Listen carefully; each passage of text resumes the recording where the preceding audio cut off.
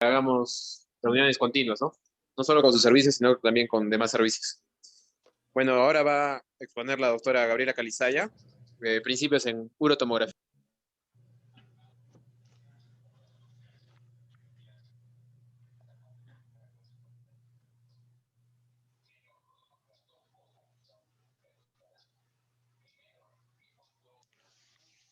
Buenas noches, agradezco la invitación del Servicio de Urología. Me he permitido invitar a la doctora Deri Gamero, conocedora de la experiencia que ella tiene, lleva varios años como radióloga, ustedes la conocen.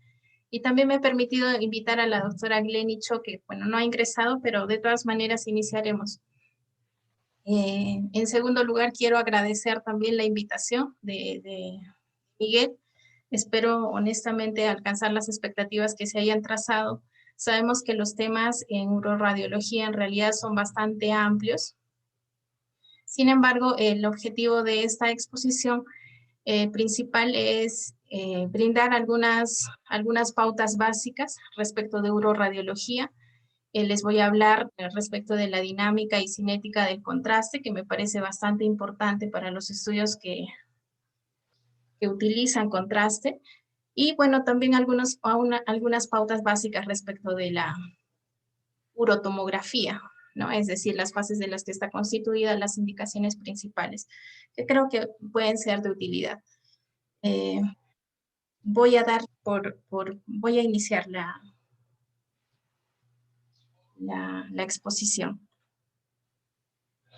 Bueno, recordemos que se ve la pantalla completa, ¿verdad? Por favor, avísenme.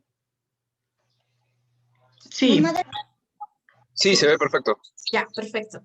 Entonces debemos recordar que todo empezó en 1895, cuando el ingeniero mecánico William Röntgen marcó el hito, ¿no?, de lo que es la radiología, generando esta imagen que ven ustedes a su derecha, que corresponde a una radiografía de la mano de su esposa. Desde entonces hasta el día de hoy, pues se han generado bastantes avances tecnológicos en lo que corresponde a radiología, ¿no? Uno de ellos es la tomografía. Sin embargo, vamos a seguir hablando de los inicios. Cuando nosotros hablamos de radiografía, es inevitable hacer cierta correlación. Nosotros sabemos que nuestro cuerpo está constituido por múltiples órganos y estos tienen volumen, es decir, están constituidos por 3 dimensiones cada uno de los órganos que nos constituye, ¿no? Es decir, alto, ancho y profundidad. Sin embargo, cuando nosotros queremos demostrar esto en una película radiográfica, pues los resultados no son tal vez los mejores, ¿no? Sin embargo, es una ayuda bastante importante la introducción de la radiografía, pero nos va a generar ciertas limitaciones. Por ejemplo, yendo al gráfico que les estoy mostrando, ven cómo el cilindro, que tiene forma de cilindro, pues en la película proyectada se ve como un rectángulo y la esfera se ve como un círculo, ¿no? Y fuera de ello, nosotros vemos, por ejemplo, que el cilindro se encuentra más hacia el chasis, hacia la película radiográfica, y la esfera se encuentra más cercana al tubo de rayos X. Sin embargo, cuando se ve proyectada en una película radiográfica, pues parece que estuvieran al mismo nivel, ¿no? Entonces, esas son las limitaciones de la radiografía. Ahora, nosotros podríamos decir, pero bueno, eso se podría sobrellevar de cierta forma por nuestros conocimientos en anatomía, ¿no? Nosotros, por ejemplo, en una placa radiográfica sabemos que las clavículas se encuentran adelante, las escápulas se encuentran atrás, la columna se encuentra posterior, y bueno, eso podría ayudarnos a intentar interpretar una radiografía sin mucho problema. Sin embargo, cuando nos enfrentamos a estructuras que no constituyen parte de nuestra anatomía normal, como es, por ejemplo, perdón, voy a activar el puntero. Cuando nos enfrentamos, por ejemplo, a estructuras que no son anatómicas, como este botón, pues en una película radiográfica, que es una imagen bidimensional, sería un poco difícil establecer la posición de este botón, es decir, no podríamos diferenciar si está, por ejemplo, dentro de la vía aérea o tal vez corresponde a una prenda del paciente, ¿no? ¿Qué nos podría ayudar en este caso? Tal vez una radiografía lateral que nos podría brindar un poco más de ayuda respecto de la posición. En el caso de este botón, por ejemplo, se encontraba en la vía aérea, ¿no? Entonces, la conclusión es esta, que las imágenes bidimensionales pues nos van a generar ciertas limitaciones respecto de la posición de ciertas estructuras por la sobreposición que se van a generar inevitablemente. Es así que nace la tomografía, ¿no? Intentando superar estas limitaciones de la radiografía y nos intenta mostrar la posición correcta, valga, y si podemos llamarle así, y lo que nos evita es la sobreposición de estructuras, ¿no? Ahora, es así que nace la TAC, ¿no? Así la conocíamos de inicio. Tomografía viene de corte, axial es el eje en que se obtienen los cortes o donde se obtiene el estudio, y computarizada se refiere a la transformación de la energía electromagnética de los rayos X, la cual mediante mecanismos y algoritmos, pues se va a convertir en una matriz de imágenes que nosotros vamos a poder ver en un monitor. Y entonces, como habíamos mencionado de inicio, este, por ejemplo, es el primer tomógrafo, ¿no? En donde tenía ciertas limitaciones y debemos darle tal vez alguna connotación, podríamos decir que eso era un poco rústico, ¿no? Es decir, por ejemplo, nosotros podemos ver la imagen que se obtenía en el corte que ven ustedes en la parte inferior izquierda, y pues si los comparamos con estudios actuales, pues resulta con bastante, una imagen bastante deteriorada, borrosa, poco definida, ¿no? Pero así empezó, y bueno, los estudios en ese entonces se veían limitados y con tan baja resolución, porque este primer tomógrafo estaba constituido por un tubo de rayos X y un solo detector. Es decir, el haz de rayos X era un haz lineal, como en punta de lápiz. Y, por ejemplo, este estudio que ustedes ven tomó aproximadamente 2 horas y media, ¿no? Justamente por esa limitación en cuanto a detectores. Y también imagínense cuánta radiación se generaba, ¿no? 2 horas y media sometida a tanta radiación, pues generaba, también era adverso. Pero definitivamente fue un aporte importante en su tiempo. Hoy en día, estos son los tomógrafos. Existen 4 generaciones de tomógrafos desde el primero que les mostré. Sin embargo, el cuarto, vamos a decir, no ha tenido mucho éxito y se regresó a la tercera generación, que es uno de estos, por ejemplo, que son de mediana a alta gama. Es importante también conocer las partes del tomógrafo. Si tuviéramos que hacer una analogía, por ejemplo, vemos que este tomógrafo tiene una forma de dona. La parte que constituye la estructura de la dona va a llevar el nombre de gantry. La apertura central corresponde a la garganta del gantry. Y, por ejemplo, esta apertura que vemos, por ejemplo, va a variar respecto de tomógrafos de mediana y alta gama. Por ejemplo, los de alta gama tienen una apertura mucho mayor, es decir, permiten estructuras un poco más voluminosas, en el caso de pacientes tal vez más pesados, ¿no? Luego está constituido por una camilla o mesa, la cual va a presentar un movimiento en ambos ejes, tanto en el eje vertical como en el eje horizontal. Va a estar constituido por un control de panel. En todos los equipos es gemelo, es decir, siempre van a encontrar las mismas estructuras y los mismos botones a ambos lados. Y algunos están constituidos incluso por pantallas digitales, que en muchos casos nos van a permitir, por ejemplo, valorar funciones vitales como la frecuencia cardíaca y el ritmo cardíaco mediante un electroencefalograma, en el caso, por ejemplo, de que nosotros quisiéramos realizar estudios de tomografía cardíaca. Por dentro, este gantry, ¿cómo está constituido? Por un tubo de rayos X. Opuesto a él se encuentra una fila de detectores que, conforme ha ido evolucionando, ha ido desde una fila de detectores hasta múltiples filas de detectores, ¿no? Es decir, por ejemplo, mencionábamos que en la primera generación hablábamos de un solo detector. Hoy en día hablamos de más de 700 detectores. Y no solo eso, sino, por ejemplo, eso no es tampoco tan lejano a nuestra realidad. En múltiples hospitales de nuestra ciudad existen tomógrafos que alcanzan los 180 cortes. ¿no? Perdón, 160 cortes. Al tener tantas filas de detectores, los estudios, por lo tanto, se van a hacer mucho más rápidos y va a disminuir la radiación a la que esté expuesto el paciente. Entonces, retornemos a lo que es la radiografía. Si ustedes recuerdan, cuando nosotros hablábamos de la radiografía, siempre mencionábamos 5 densidades, ¿no? Y las 5 densidades son el aire, la grasa, el agua, el calcio y el metal. Y utilizábamos 2 términos, radiolúcido y radiopaco, ¿no? Radiolúcido para las estructuras que tenían menor densidad y radiopaco para las que tenían mayor densidad. Sin embargo, cuando nosotros queremos hablar de tomografía, ya no vamos a hablar de densidades, vamos a hablar de valores de atenuación.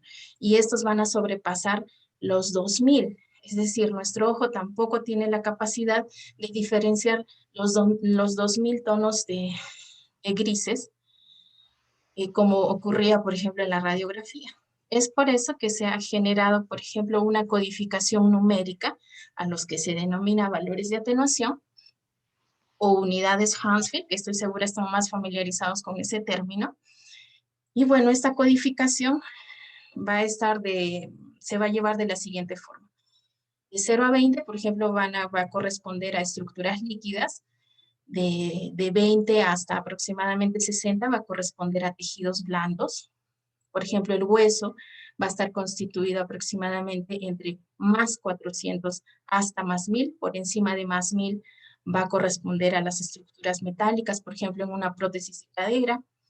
El tejido adiposo va a ir desde menos 10 hasta menos 100, incluso alguna literatura menciona 150. Los pulmones van a estar en un rango entre menos 400 a menos 600. Y el aire libre puro, por ejemplo, en un neumoperitoneo, en un neumotórax, entonces va a estar cerca a los 1000. Entonces también han escuchado otro término que nosotros mencionamos con mucha frecuencia, que son las ventanas, ¿no? Y justamente como son tantos valores de atenuación, un estudio de tomografía, pues nosotros vamos a ir seleccionando ciertos valores a fin de valorar. Es decir, por ejemplo, si nosotros queremos valorar pulmones, más o menos vamos a hacer un rango de menos 200 a menos 600, y eso nos va a permitir valorar, por ejemplo, una ventana pulmonar, ¿no? Si nosotros queremos valorar en esa misma tomografía de tórax estructuras que corresponden al mediastino, que tienen principalmente tejidos blandos, pues vamos a cambiar la ventana y las pondremos más o menos desde menos 100 hasta más 100, ¿no? Entonces nos va a permitir valorar solo esa selección que nosotros escojamos, a eso le vamos a llamar ventana. Espero me haya dejado comprender. Entonces, frente a esto se van a generar otros términos, ya no radiopaco y radiolúcido, sino hiperdenso, isodenso, hipodenso. Pero estos términos siempre van a ser en comparación a otras estructuras. Hiperdenso corresponden a las estructuras más blancas, vamos a decirle así, isodenso a estructuras grises claras e hipodenso a estructuras grises oscuras. Y entonces, con un ejemplo creo que va a ser mucho más práctico. Por ejemplo, acá tenemos 3 cortes axiales. Corresponde a una ventana cerebral, a esta una ventana pulmonar y una ventana ósea. Entonces, cuando nosotros querramos utilizar los términos, hiperdenso va a ser en relación a la ventana que estamos observando. Por ejemplo, esta es una ventana cerebral y entonces esta estructura que corresponde a un hematoma intraparenquimal, pues va a ser hiperdenso en relación a las estructuras cerebrales, a la masa cerebral, ¿no? En este caso, por ejemplo, aquí tenemos un neumotórax, y entonces nosotros vamos a decir que es hipodenso en relación al parénquima pulmonar. Nosotros tenemos aquí una ventana ósea y vemos claramente cómo la cortical tiene mayor densidad, es decir, es mucho más blanca. Por lo tanto, nosotros vamos a decir que la cortical es más hiperdensa en relación a la estructura trabecular del cuerpo vertebral, ¿no? Bueno, dicho esto y haber explicado más o menos los términos básicos, bueno, vamos a ver cómo es la dinámica del contraste. Nosotros cuando realizamos estudios con contraste, vamos a ver que existen dos tipos de contraste, que son los más utilizados. Uno es el OptiRay y el otro el UltraVist. La única diferencia entre ambos es la concentración. Son derivados del yodo y su concentración, por ejemplo, en el caso del OptiRay es de 300 miligramos y del UltraVist de 370 miligramos. Por lo tanto, al tener el OptiRay una concentración menor, la dosis va a ser un poco más alta que el UltraVist. Entonces, eso es importante también saberlo. Sabemos que las dosis se van a dar por kilo de peso. Luego, otra cosa importante a tener en cuenta es la velocidad de inyección del contraste. Por ejemplo, no es lo mismo hacer estudios angiográficos en donde nosotros queremos valorar estructuras arteriales, por ejemplo, aneurismas, estenosis, ¿no? A que nosotros querramos ver, por ejemplo, solo el realce de alguna estructura, vamos a decir una pancreatitis, ¿no? Entonces las velocidades van a ir en función de lo que nosotros querramos ver. En los casos de estudios angiográficos se necesita una gran cantidad de contraste en un tiempo corto. Por lo tanto, la velocidad de administración va a ser mucho mayor y la cantidad de contraste. Ahora debemos recordar también que las sustancias de contraste son principalmente hidrofílicas, es decir, tienen baja solubilidad en lípidos. Su excreción va a ser predominantemente por la vía renal y su vida media más o menos es de 2 horas. ¿Esto qué quiere decir? Que más o menos en 4 horas se va a eliminar el 75% de contraste, ojo, tomando en cuenta que la función renal sea normal, es decir, ese riñoncito esté funcionando correctamente, no haya ningún tipo de insuficiencia. Y entonces vamos a ver también que existen varios factores que afectan el realce del contraste. Vamos a tener factores específicos a los órganos, específicos al paciente y específicos a la inyección del contraste. Cuando nosotros hablamos de órganos específicos a órganos, nos referimos a lo siguiente. Sabemos que no todas las estructuras del cuerpo van a recibir el mismo aporte sanguíneo, es decir, el gasto cardíaco se va a distribuir de forma heterogénea respecto de los diversos órganos. No todos reciben la misma cantidad de sangre, ¿no? Mucho va a depender de la cantidad de vasos que constituyan, el calibre de sus vasos, el volumen de la propia estructura. Y entonces, los patrones de realce por tal razón van a variar en cada órgano.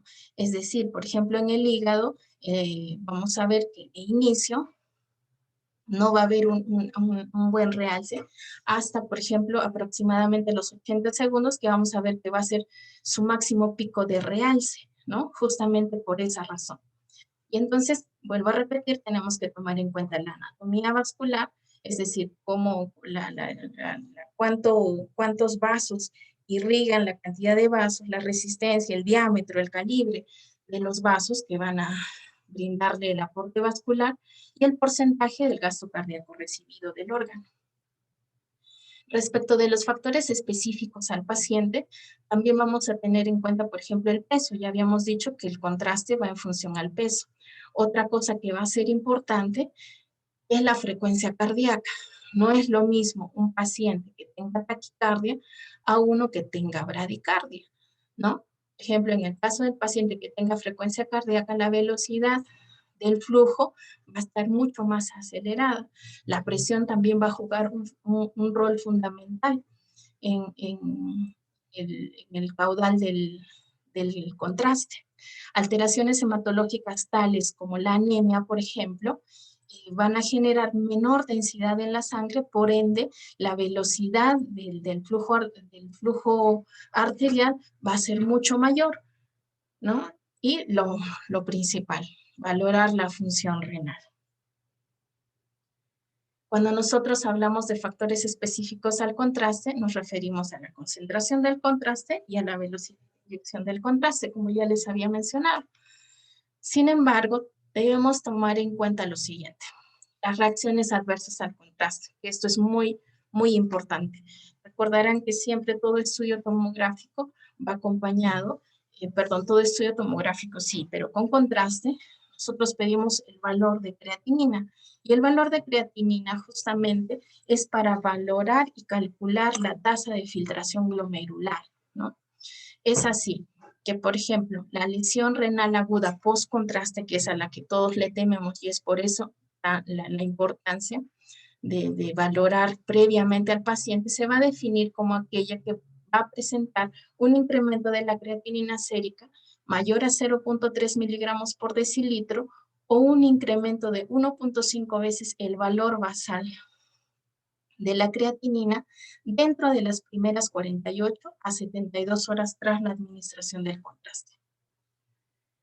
Entonces, ¿qué quiere decir esto? Que nosotros tenemos que valorar el riesgo del paciente. Entonces, ¿qué tenemos que tomar en cuenta antes de realizar la indicación de un estudio?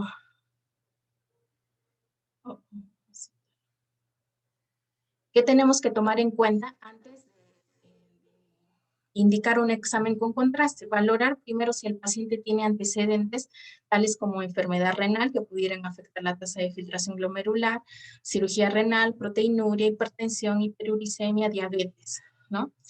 Y lo otro es que tenemos que tomar debe haber una ventana de medición, es decir, en el caso de pacientes hospitalizados o ambulatorios, va a haber una diferencia en cuanto a la ventana de medición. En caso de pacientes con enfermedad renal aguda, reagudización aguda de una enfermedad crónica o pacientes ingresados en hospitalización, como máximo se debe aceptar 7 días el estudio de filtración glomerular, es decir, su creatinina última no debe superar los 7 días. Y en el caso de pacientes ambulatorios, como máximo debe ser de 3 meses. ¿No? Entonces, para esto, como ustedes me dirán, ¿y cómo se hace el cálculo de la tasa de filtración glomerular? Sí la sabemos hacer, ¿no? Está en base a fórmulas.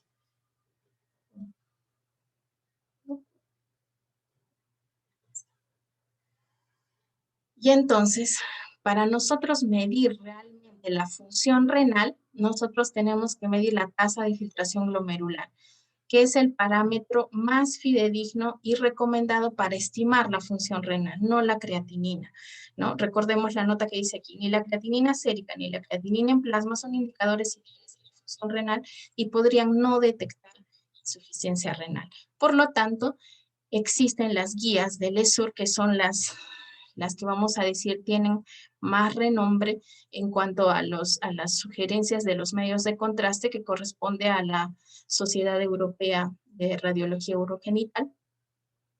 Y ellas nos sugieren lo siguiente, que en los adultos se va a utilizar la fórmula de CKD-EPI y en los niños se va a recomendar la fórmula de Edgeworth.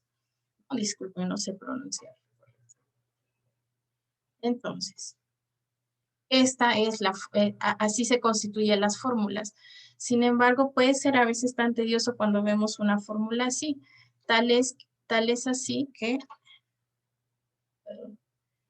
por ejemplo, muchas sociedades médicas, es el caso de la Sociedad Española de Nefrología y la Sociedad Andaluza de Medicina Interna, tienen calculadoras que nos pueden en realidad simplificar este proceso y nosotros solo tenemos que llenar los datos y pues rápidamente nos va a generar una tasa de filtrado glomerular sin mucho tiempo.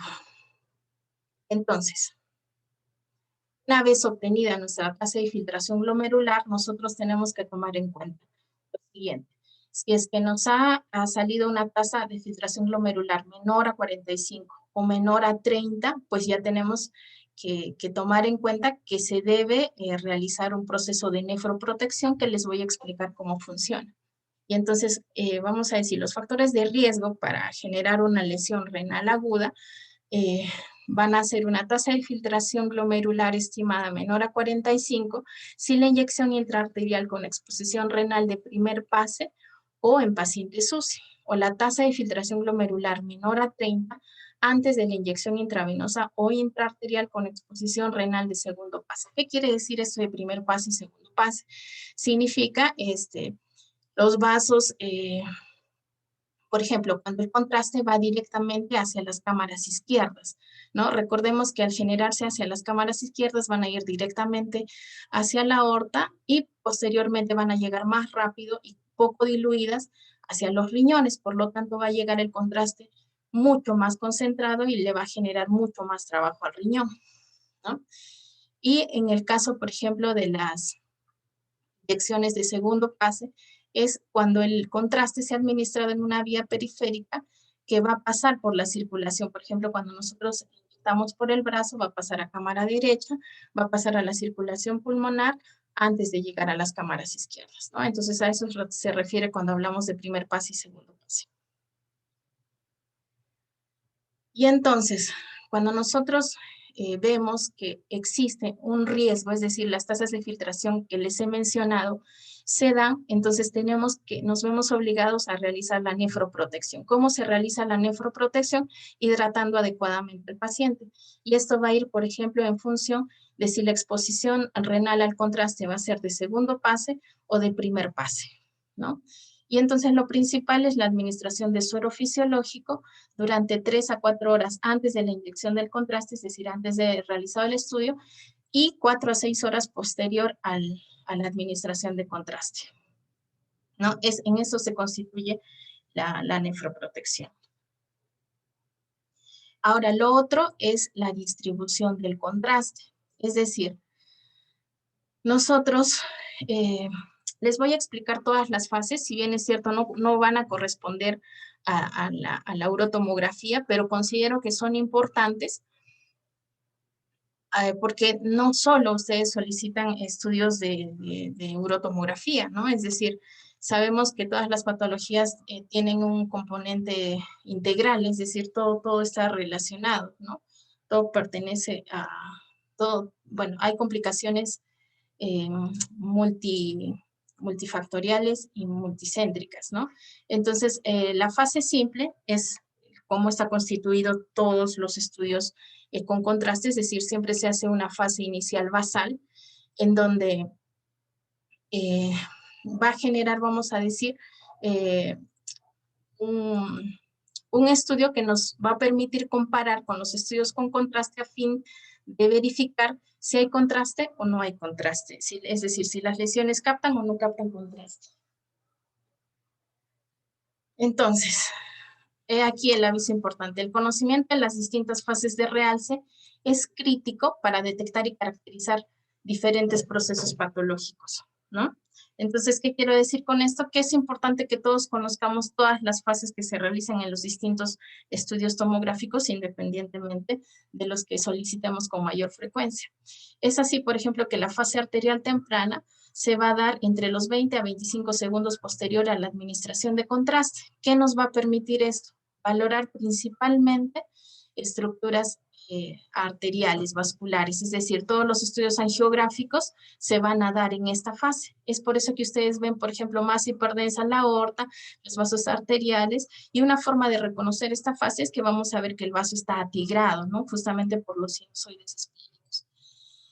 Entonces, también, por ejemplo, esto nos serviría cuando hay isquemias intestinales como trombosis mesentérica o algunos tumores como los tumores neuroendocrinos del páncreas, ¿no? Ahí va a ser bastante útil. Luego tenemos la fase arterial tardía, ¿no? En donde vemos que en comparación a la anterior, que no realzaba el hígado, el páncreas y el intestino, vemos que aquí ya se produce un realce, ¿no? Vemos realce del hígado, ya el vaso se ha vuelto más homogéneo, el páncreas está captando, es por eso que esta fase es primordial, por ejemplo, en una pancreatitis, el intestino también, la cosa del intestino está captando contraste, la pared del intestino está captando contraste, y vemos, por ejemplo, cómo el riñón está en una fase que denominamos córtico medular, ¿no? En donde claramente nos permite diferenciar la cortical de las pirámides de Malpighi, ¿no? Entonces, ¿para qué nos va a servir esta fase? Principalmente para caracterizar lesiones hipervasculares hepáticas, nos va a permitir valorar el parénquima pancreático, por ejemplo, la mucosa y lesiones, vamos a decir, a nivel de la pared intestinal. Por ejemplo, si nosotros quisiéramos valorar una apendicitis, esta sería la fase ideal para solicitar para valorar una apendicitis, ¿no? También en el caso del riñón nos va a permitir valorar lesiones hipervasculares renales, como el carcinoma de células renales y el de células claras, que tiene un comportamiento hipervascular.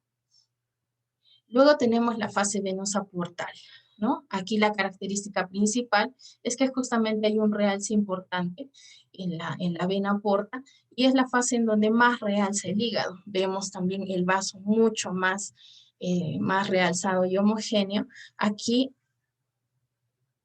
vemos, por ejemplo, las pirámides. Si bien es cierto, la fase córtico-medular está avanzando, las pirámides ya se están realzando, pero aún se define todavía una fase córtico-medular. Entonces, esta indicación va a estar, la indicación en este caso es para lesiones hepáticas hipodensas, determinar en algunos casos, por ejemplo, en el caso del carcinoma lavado, es decir, va a haber vamos a ver las lesiones hipodensas, valorar las laceraciones hepáticas y esplénicas, no principalmente ello. Luego tenemos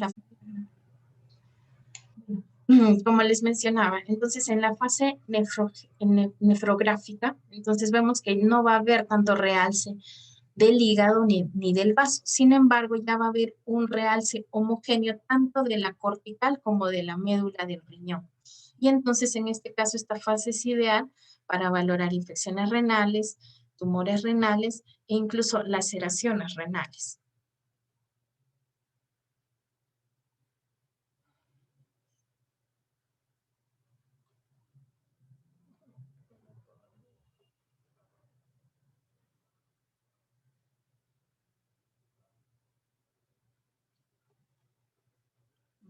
Discúlpenme. No sé por qué no avanzan mis diapositivas.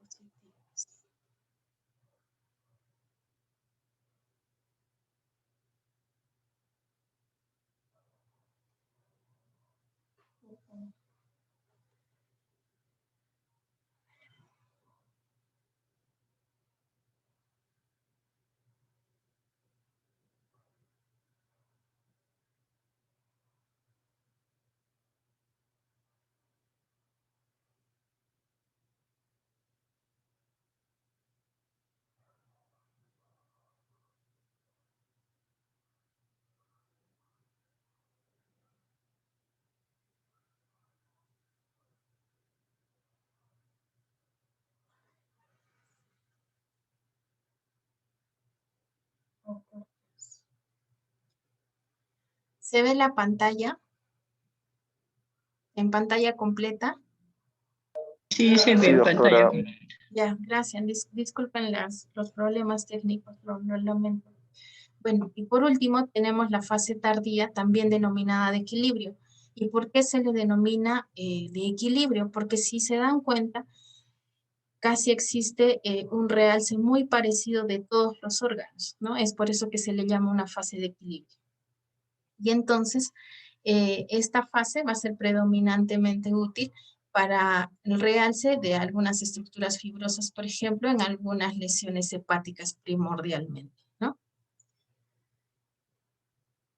Entonces, por ejemplo, es un resumen de todas las fases que les he explicado, el tiempo en el que se hace la administración del contraste y posterior a la cual se toma la tomografía, y estas son las principales indicaciones. No las voy a leer, se las dejo para que la puedan revisar más adelante.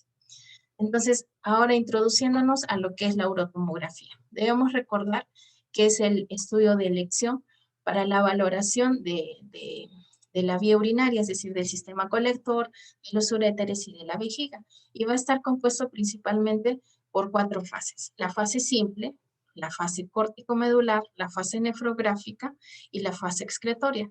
En la fase simple, por ejemplo, va a ser bastante útil para valorar lo que es la litiasis. Debemos recordar que a diferencia de la radiografía, en donde nosotros veíamos cálculos que podían ser radiolúcidos, como eran los de ácido úrico, y radiopacos, como constituyen la mayoría de litiasis de sales de calcio, en lo que es tomografía, todos se van a ver hiperdensos. Y la forma de diferenciar entre uno y otro es por la densidad que presentan, ¿no? Por ejemplo, en el caso de los constituidos por ácido úrico, van a presentar una densidad menor a 500. ¿no? Menor a 600. En los casos de estrubita van a estar más o menos entre 500 y 1000, y los que corresponden a sales de calcio van a presentar una densidad aproximada a 1000 o mayor que este. Luego tenemos la fase córtico-medular, como ya les había explicado. Aquí nos va a permitir valorar principalmente las lesiones o tumores que tengan un comportamiento hipervascular, ¿no? Van a realzar de inicio en la fase córtico-medular. En la fase nefrográfica, en donde vemos todo el parénquima y la cortical realzada de forma homogénea, nos permitiría valorar estructuras o lesiones hipovasculares, como por ejemplo son los angiomiolipomas, por ejemplo el cáncer de células renales en su subtipo papilar, que tiene un comportamiento hipovascular, ¿no? Y la fase excretoria va a ser bastante útil para valorar el carcinoma de urotelio, ¿no? Entonces, ¿cuáles son las indicaciones principales de la urotomografía? La detección y caracterización de neoplasias malignas renales. Esa es la principal indicación para solicitar este estudio. Otras de las indicaciones en las que podría ser útil es la evaluación de masas renales, ¿no? La evaluación de lesiones traumáticas, lesiones infecciosas, la valoración de malformaciones congénitas y la visualización de litiasis, pero no litiasis solo por litiasis, sino valorar tal vez alguna complicación como parte de la uropatía obstructiva, en donde podríamos ver, por ejemplo, alteración y ciertos signos indirectos en donde hay alteración de la función renal, ¿no? Vamos a ver un ejemplo más adelante para que me entiendan. Y entonces habíamos mencionado la fase simple, su principal utilidad, repito, la litiasis, porque se van a ver predominantemente hiperdensas aquí, no necesitan la utilidad de contraste. Debo resaltar lo siguiente, que cada fase de la urotomografía implica una nueva tomografía, es decir, se le toma una fase simple, luego una vez administrado el contraste a los 20-25 segundos, nuevamente el paciente pasa por el tomógrafo, ¿no? En este caso vamos a valorar lesiones hipervasculares renales. Luego, entre los 90 y 120 segundos que corresponde a la fase nefrográfica, el paciente nuevamente va a volver a pasar por el tomógrafo, una tercera tomografía. Aquí volvemos a repetir su principal utilidad, las infecciones renales, tumores renales y laceraciones renales. Por último, en la fase de eliminación o fase excretoria, el paciente va a pasar nuevamente por una nueva tomografía. En realidad, por lo tanto, el estudio de urotomografía va a estar constituido por 4 tomografías, ¿no? Eso es importante tenerlo en cuenta, porque muchas veces algunas indicaciones van a aumentar el riesgo de exposición a radiación de forma innecesaria, ¿no? Entonces, una vez entendidas todas las fases, cómo está compuesta una urotomografía, pues nos vamos a permitir valorar las características de las lesiones tumorales. Por ejemplo, en el caso del carcinoma de células renales, en su subtipo células claras, vamos a ver que este tiene en la fase córtico-medular un realce ávido, ¿no? En la fase nefrográfica también, y en la fase excretoria vamos a ver que se va a generar una suerte como de lavado. En el caso del subtipo cromófobo, vamos a ver que no es una lesión predominantemente hipervascular. Si comparamos con la anterior, no hay tanto realce de contraste, ¿no? La fase nefrográfica se va a homogeneizar un poco más la captación de contraste, y en la fase excretoria se va a mostrar hipodenso. En el caso del carcinoma subtipo papilar, vamos a ver cómo en todas las fases se muestra hipodensa, y si vemos en la fase excretoria hay un tenue realce predominantemente periférico, ¿no? Así es como vamos a caracterizar las lesiones y nos vamos a plantear los diagnósticos más probables. En el caso, por ejemplo, de un angiomiolipoma, vamos a ver que al estar constituido predominantemente por grasa, pues no va a presentar, habíamos dicho que los contrastes son hidrofílicos, ¿no? Por lo tanto, no va a presentar captación de contraste. Sin embargo, también mucho va a depender de la composición de los angiomiolipomas. Sabemos que los angiomiolipomas también están constituidos por estructuras musculares, ¿no? Y endoteliales. Por lo tanto, pueden presentar estos componentes cierto tipo de realce, ¿no? En el caso del oncocitoma, también un tipo raro de adenoma, presente más entre los 60 y 70 años, vamos a ver que su principal característica es la presencia de una cicatriz central, ¿no? Entonces, todas estas características y su comportamiento frente al contraste nos van a permitir valorar y plantear nuestros diagnósticos diferenciales. En el caso, por ejemplo, de patologías inflamatorias, en la fase córtico-medular podemos ver hipodensidades en cuña, características de la pielonefritis, pero en un contexto adecuado podríamos plantear como diagnóstico probable. Sin embargo, si no contamos con datos clínicos, estas imágenes muchas veces son muy parecidas a las isquemias focales, ¿no? Entonces, por lo tanto, es bastante importante cuando ustedes nos mencionan los datos clínicos en las órdenes que nos reportan. Eso a nosotros nos permite establecer o acercarnos un poco más a los planteamientos diagnósticos, ¿no? Por ejemplo, aquí también vemos un absceso perinéfrico, vemos como la cápsula presenta un realce, ¿no? Característico de los abscesos, independientemente de su localización. El hecho, por ejemplo, aquí tenemos una pielonefritis enfisematosa, en donde claramente se ven áreas hipodensas con unidades de atenuación correspondientes a aire, ¿no? Lo cual nos orienta también ese diagnóstico. Y respecto de la litiasis obstructiva, como les mencionaba, es importante no para valorar la litiasis, porque ustedes entenderán que se va a solapar la litiasis con el contraste. Sin embargo, respecto de las complicaciones, si ustedes se dan cuenta, por ejemplo, y ya explicadas las fases, cómo está compuesta la urotomografía, se dan cuenta, por ejemplo, que en este riñón derecho existe un retraso en la eliminación del contraste. Aquí está todavía en una fase nefrográfica y el riñón izquierdo ya está en una fase excretoria, de lo cual nos permite deducir que la función excretora está disminuida, es decir, hay una alteración de la función renal, ¿no?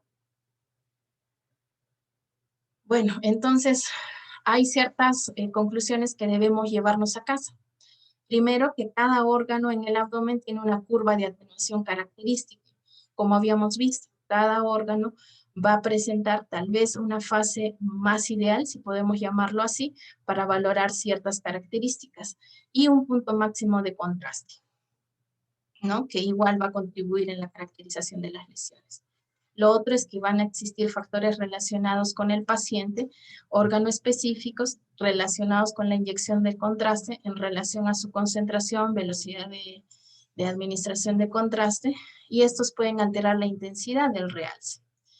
Y por último, es necesario conocer el realce característico de las lesiones para ajustar nuestro protocolo acorde a lo que queremos observar.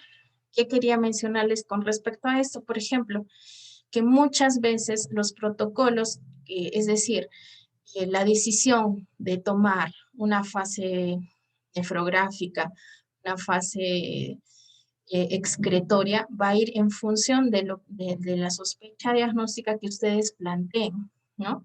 Y por ejemplo, solo como parte tal vez anecdótica les menciono que intentando aportarles un poco más a esta charla, me tomé la libertad de indagar respecto, por ejemplo, existen algunos protocolos de urotomografía, por ejemplo, el denominado split bolus, en donde se simplifican o se juntan, vamos a decir, ciertas fases, es decir, la fase nefrográfica y la fase excretoria en una sola.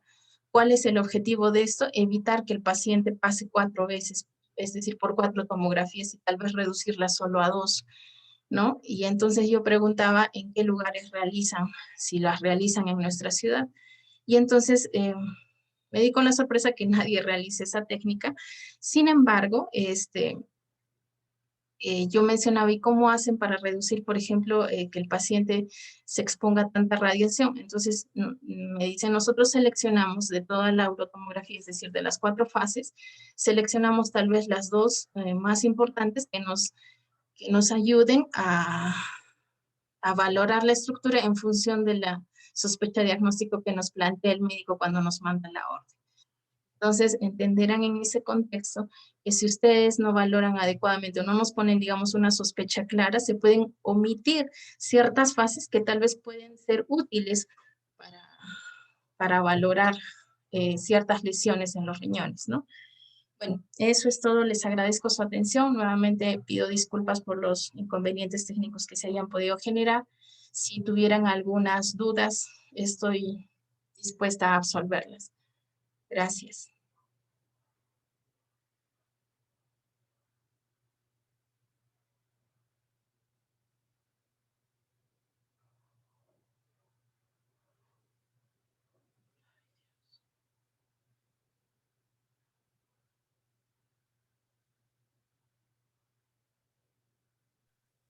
Muchas gracias, doctora. Nos pareció bien didáctico y muy esquemático, ¿no? Para el aprendizaje.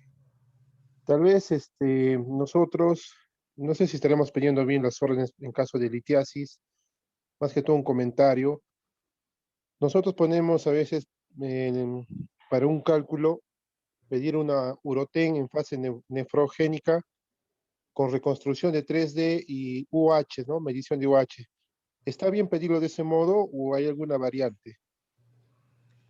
Doctor, cuando se quiere valorar solo litiasis, es decir, para que ustedes, no existe una complicación, es decir, una uropatía obstructiva, en realidad con una fase simple bastaría, ¿no?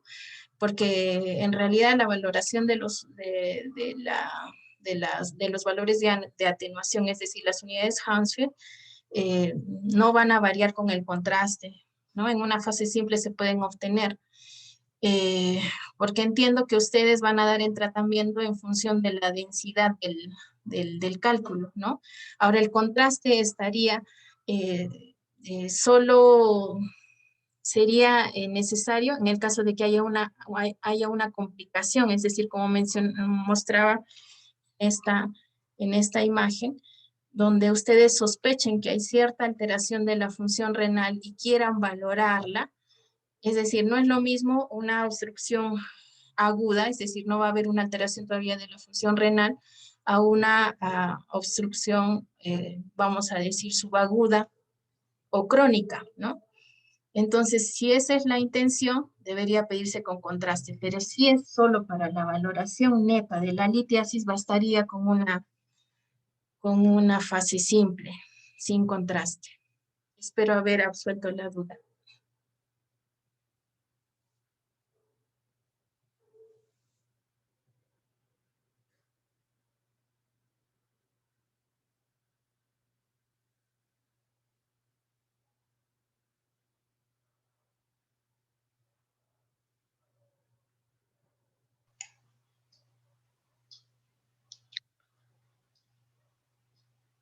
A ver, doctor, permítame un ratito decirles. Si yo sé que sí piden el uroten y con una reconstrucción volumétrica, que quiere decir que solamente ustedes van a ver ahí la fase excretoria, o sea, la morfología de los cálices, esto se hace con contraste, los uréteres graficados y la vejiga.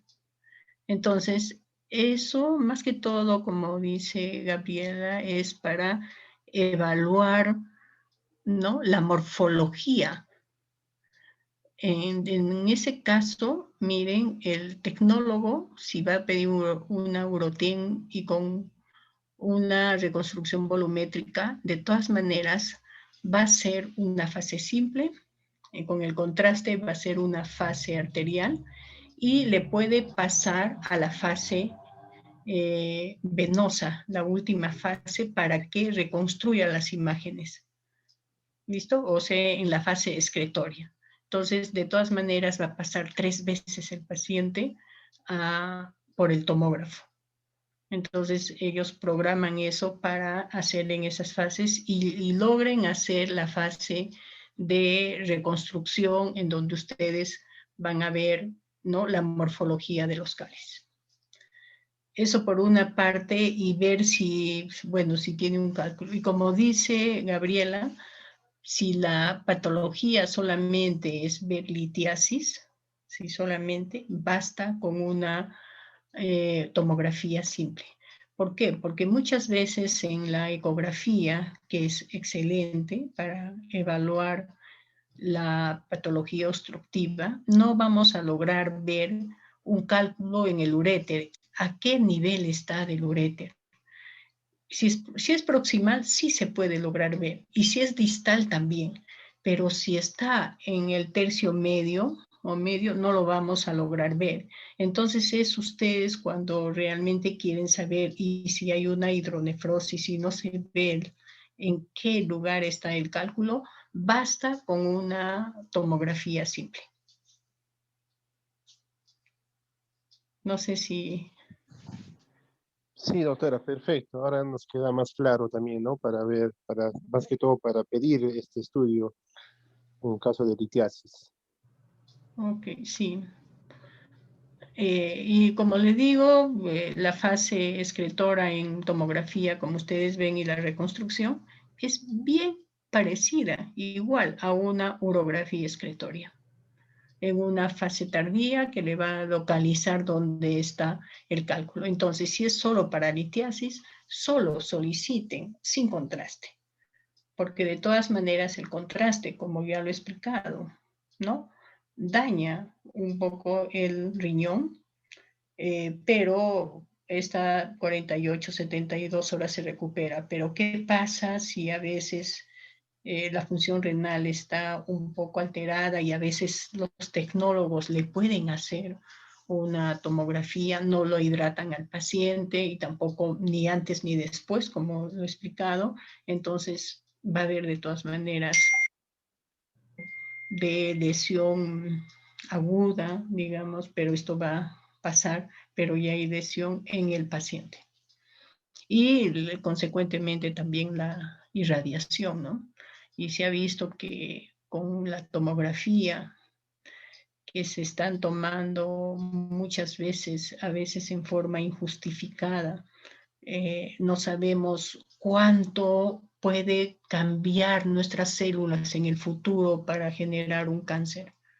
Pero al parecer ya están haciendo estudios en Estados Unidos donde se toman tomografías, hay mayor incidencia de tumores a nivel del organismo.